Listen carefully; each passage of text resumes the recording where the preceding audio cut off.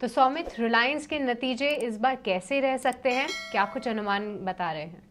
Street estimates की अगर हम बात करें तो रिलायंस के जो Q2 के नंबर्स है वो अच्छे ग्रोथ की तरफ सिग्नल कर रहे हैं ऑन अ सिक्वेंशियल बेसिस।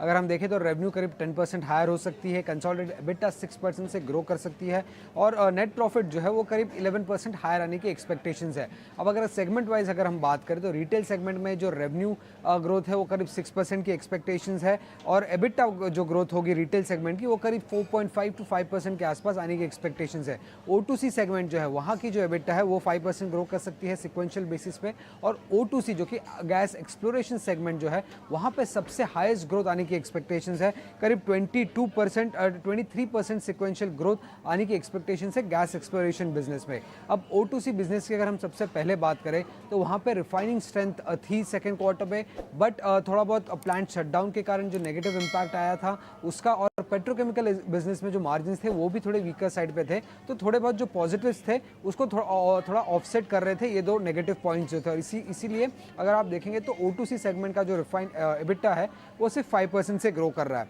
अब रिटेल सेगमेंट में जो भी ग्रोथ हमें देखने मिल रहा है वो प्योरली स्टोर एक्सपेंशन और हायर फुटफॉल्स के कारण है, बट जो गैस एक्सप्लोरेशन सेगमेंट है जहाँ पे सबसे ज़्यादा ग्रोथ देखने मिल रहा है करीब 23% का, वो इसी कारण है क्योंकि ऑन अ सिक्वेंशियल बेसिस अगर आप देखेंगे तो गैस प्रोडक्शन भी ज़्यादा था और गैस के रियलाइजेशन भी ज़्यादा थे सेकेंड क्वार्टर ऑफ FY24 पे।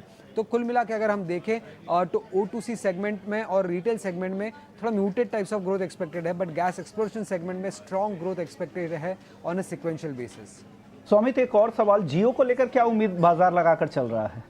और रिलायंस जियो की अगर हम बात करें तो वहाँ पे थोड़े बहुत muted set of numbers he expected है। रेवेन्यू सिर्फ 3% हायर होगी, एबिटा भी करीब 3 से 4% हायर आने की एक्सपेक्टेशंस है, नेट प्रॉफिट भी सिमिलर ग्रोथ की तरफ ही एक्सपेक्टेड है, बट आरपू की नंबर अगर हम बात करें तो उस पर सिर्फ 1% की ग्रोथ एक्सपेक्टेड है।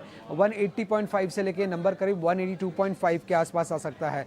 सब्सक्राइबर बेस की अगर हम बात करें तो वहाँ पर 6th consecutive quarter of subscriber growth देखने को मिल सकता है जियो और रिलायंस जियो में। और आरपू में जो भी ग्रोथ हमें देखने मिल रहा है 1% का ऑन अ सिक्वेंशियल बेसिस, ये प्योरली इसी कारण है क्योंकि जो सब्सक्राइबर मिक्स है वो इम्प्रूव हो रहा है। ब्रॉडबैंड में ज़्यादा सब्सक्राइबर्स आ रहे हैं और हायर नंबर ऑफ डेज थे ऑन अ सिक्वेंशियल बेसिस, और इन तीनों कारणों की वजह से अगर हम देखें तो जो आरपू ग्रोथ है वो सिर्फ 1% का है। उसके अलावा किन चीज़ों में हमें ध्यान रखनी होगी रिलायंस इंडस्ट्रीज़ की अर्निंग्स पे, सबसे पहले तो क्या आउटलुक है कंपनी की रिफाइनिंग और पेट्रोकेमिकल बिजनेस को लेके, जियो फाइनेंशियल सर्विसेज को लेके उनकी क्या कमेंट्री आ रही है, क्या फॉरवर्ड लुकिंग कमेंट्री है, उस पर ध्यान रखना होगा। और टेलीकॉम बिजनेस की अगर हम बात करें तो वहाँ पे आरपू ट्रैजेक्टरी कैसा है, कब टैरिफ हाइक लेने की उनकी एक्सपेक्टेशंस है, इस पर अगर कोई कमेंट्स आ रहे हैं तो उन पर ध्यान रखना होगा रिलायंस इंडस्ट्रीज़ के अर्निंग्स पे। ओके, शुक्रिया स्वामित पूरी डिटेल्स बताने के लिए। रिलायंस के नतीजे कैसे रहे।